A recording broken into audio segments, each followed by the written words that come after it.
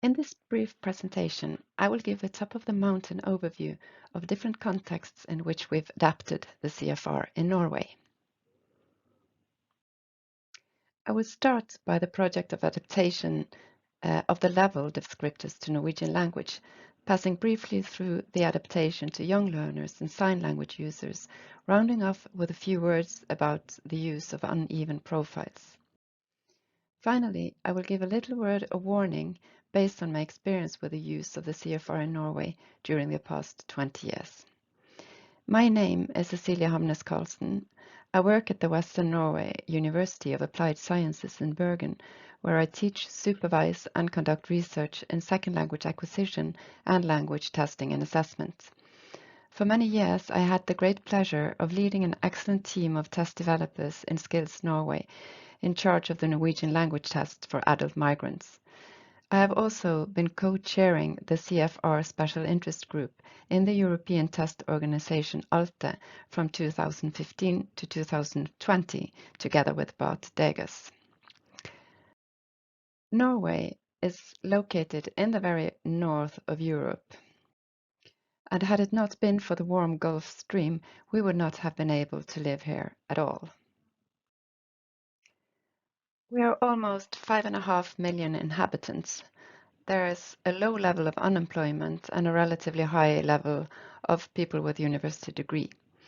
18.5% are migrants, most of whom are labor migrants from other European countries.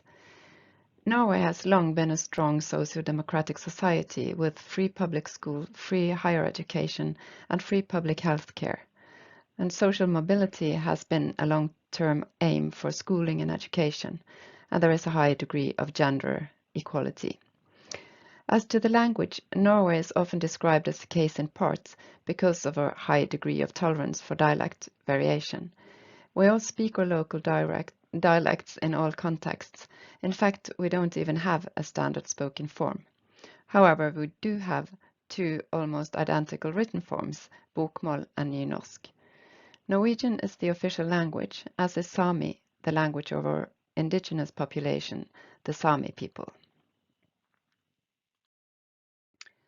The CFR has been very influential in Norway since its publication in 2001. It was translated into Norwegian in 2011.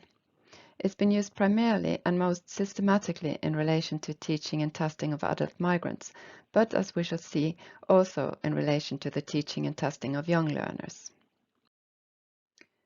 4 years after the publication of the CFR, the Council of Europe published a document recommending the development of language-specific samples and level descriptors to supplement the general non-language specific descriptors of the CFR, the so-called reference level descriptors, or RLDs, for local and regional languages.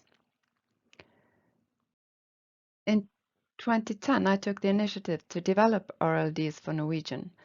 The project had two aims. Firstly, to specify the non-language specific level descriptors for Norwegian language, and secondly, to test the predictions about language development inherent in the CFR against empirical data.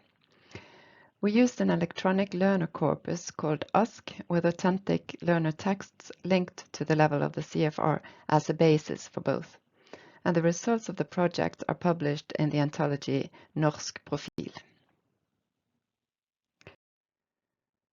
As is well known, the CFR was developed primarily for adult language learners. Already in 2003, however, Angela Hasselgren at the University of Bergen investigated Norwegian pupils in lower secondary school to find out what young learners could do in English as well as what they did actually do, referred to as the Bergen Can Do project. Based on the result of this study, Hasselgren drew important conclusions about the relation between age-related cognitive maturity and CFR levels, an insight which later has been supplemented by the studies of Jan Holstein and others. Not long after, I had the great pleasure of working with Angela, Eli Mo, and other colleagues at the University of Bergen, developing new national tests of English for Norwegian school children, where we built on Angela's earlier work, adapting the CFR also for young learners in primary school. My third example is the adaptation of the CFR to sign language users.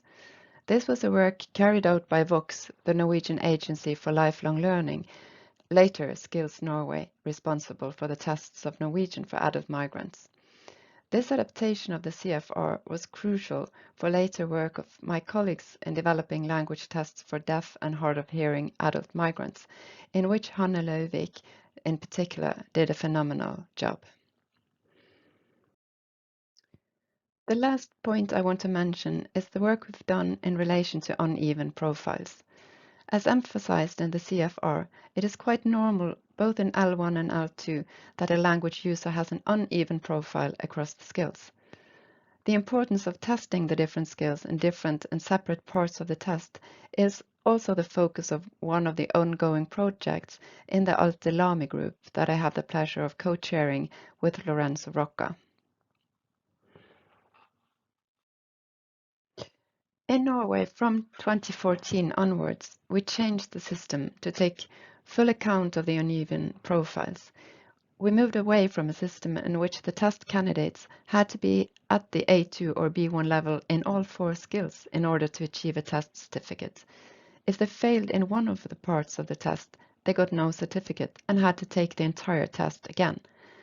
With the new system, the 4 skills are measured totally independent of each other, and one can get different CFR-based scores at the different parts of the test.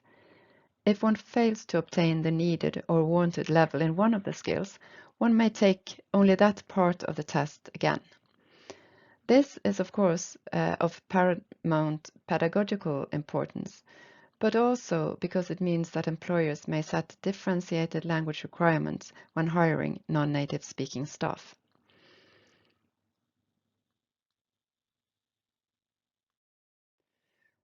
The CFR builds on the underlying values of the Council of Europe, such as human rights, social justice, and equal opportunities. It was developed with the purpose of increasing communication across borders to facilitate mobilization and exchange. However, the political climate in Europe, as in the US and Australia, has changed considerably since its publication in 2001. The CFR levels and CFR-based test scores can easily be misused. Uninformed or deliberate test misuse may turn what was meant to be door openers into gatekeepers to the labor market, as well as to democratic rights like citizenship and even human rights like the right to protection, a safe future, and family reunification. Therefore, it is important that those of us who know the CFR well take responsibility both when it comes to informing about the underlying values of the CFR and the meaning of the levels, and also to take action when we find that CFR and/or test instruments building on it are being misused either deliberately or because of a lack of knowledge about what the CFR levels mean. And these are the references that you can have a look at. And if you want to get in touch with me, this is my email address.